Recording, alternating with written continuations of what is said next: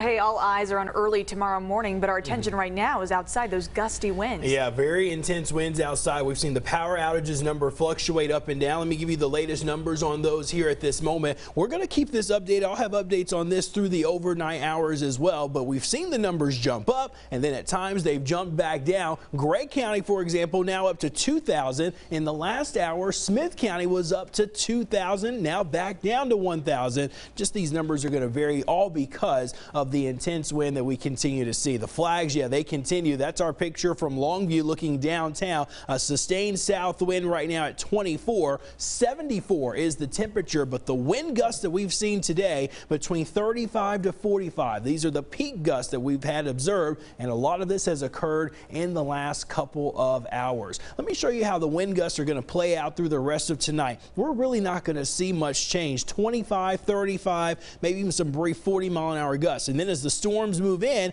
we'll see gusts maybe get as high as 40 to 50, and that's a possibility of some strong to severe thunderstorms. And then tomorrow afternoon, winds will pick up even behind the actual storm system. We'll have gusts tomorrow, perhaps between 25 to 35 once again. On the radar we go. Couple of light showers in deep East Texas. A lot of that not making it to the ground, but here's where you can see a few of the showers coming through. Closer look for us here. These have been very spotty in nature. A brief period of a heavy downpour, but no lightning being detected in our area. The lightning count at 0. We'll expand the view and go back out to the west and to the northwest. Severe storm stretching all the way up into Kansas and Missouri, and then coming back down into portions of west central Texas down toward the Concho Valley. A couple of severe thunderstorm watches that are out. The first one issued earlier this evening until 1 a.m., but the newest one in the last hour until 2 a.m. on Wednesday morning. Those storms are going to be working toward our area for us tomorrow. We are still anticipating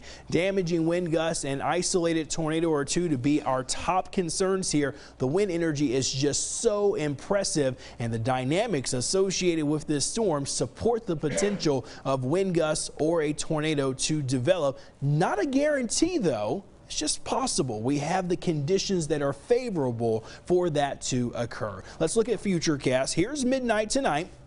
Outside of a couple of showers that pass through, we are not expecting anything severe for at least the next 4 to 6 hours. Those storms are approaching the Metroplex closer to midnight to 2 a.m. We get to 5 a.m. Check back in with us. KETK today. Carson, Andrew, they'll be here tracking the storms for you. We've got a line of storms that begin to move in. This line looks like it's going to intensify a bit more, gets more gelled together, so that definitely tells us a damaging wind threat is going to be your topmost concern. But any sort of hooks in the line along the leading edge, that's where we could see an isolated tornado develop. 8 o'clock still working its way to the east. It doesn't get into portions of far east Texas and Toledo Bend until after 9 a.m. and it could briefly ramp up and turn a bit stronger before exiting by the noon hour. We give it till about maybe noon, 1 o'clock at the latest. Those storms sometimes linger in Toledo Bend just a bit longer, but we will watch every storm that's coming through for us tomorrow morning. Allow yourself extra time to get to where you need to go to start the day tomorrow. In the afternoon, it's windy, but things are a lot quieter in terms of storms. We have some cooler weather through Thursday. Next storm chance Monday night into Tuesday.